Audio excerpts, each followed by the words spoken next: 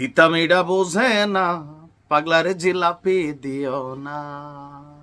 ধন্যবাদ। কারা কারা ইরানের সাপোর্টার আছেন আমার ভিডিওগুলো যারা দেখেন, একটু কমেন্টের মধ্যে লিখবেন যে কারা কারা ইরানের ফ্যান ফলোয়ার আছেন।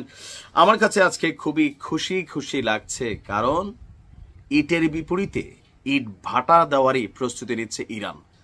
ইরানকে নিয়ে খুবই চাঞ্চল্যকর তথ্য। মার্কিন যুক্তরাষ্ট্রের প্রতিরক্ষা মন্ত্রণালয় গোয়েন্দা সংস্থাগুলো গেল 2 থেকে 3 দিন যাবৎ অনেকগুলো নিউজ প্রকাশ করছেন। কি একটা বড় ধরনের অভিযানের প্রস্তুতি নিয়েছে ইসরায়েল।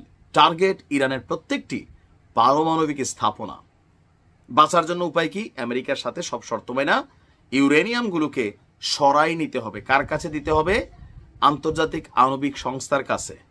আমেরিকার আশঙ্কা, যদি ইরান আমেরিকার মধ্যে চুক্তি না হয় তাহলে নেহু 7 দিন ব্যাপী অভিযান চালাবে। সব আয়োজন রেডি, শুধু চুক্তিটা ইরান হ্যাক হয় কিনা এটা দেখার জন্য। আসলে এটা ইরানকে একটা থ্রেট দেওয়া হয়েছিল। তো ইরান কি ডরাইছে? না, ইরান বলতেছে যে একবার যে একটা হালকা ডোজ দিছি, ভুইলা গেছো ইসলি, আরেকটা দেব।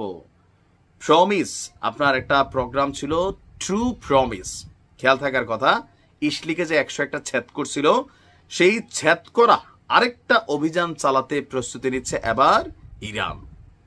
ইরানের সেনাবাহিনীর সর্বাধিনায়ক মেজর জেনারেল আব্দুর রহিম মুজাভি তিনি বলছেন, আপনার ইসলির সরকার যে কোনো বোকামিপূর্ণ কর্মকাণ্ডের ক্ষেত্রে এর আগের বার যে হালকা একটা কিল দিছিলাম, ট্রু প্রমিসের যে অভিযানটা ছিল সেটা মাথায় রাখা উচিত, যে ওইটা তো ট্রু প্রমিস ভার্সন 1 ছিল, এবার ডিজিটাল ভার্সন যাবে। গতকালকে এক অনুষ্ঠানে তিনি বলছেন যে ইসলি এতটাই দুর্বল যে তারা ইরানের মহত্বের ক্ষতি করতে সক্ষম নয়।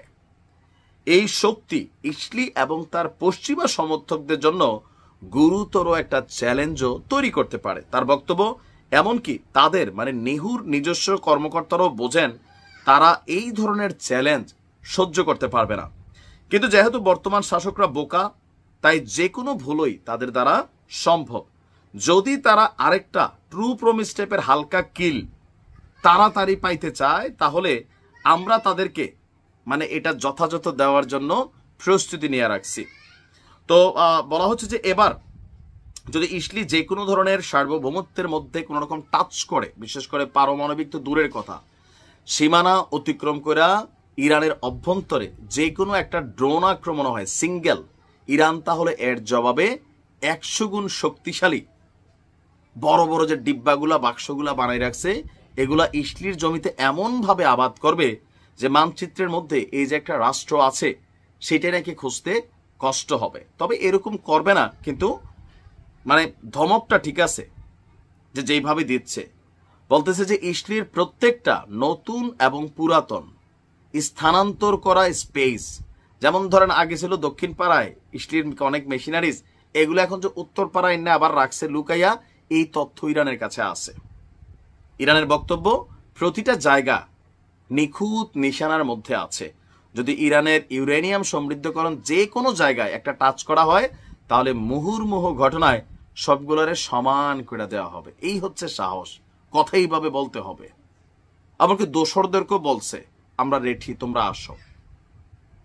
কি হবে জানি না, তবে বক্তব্য শুনতে ভাল লাগছে। ভালো থাকুন।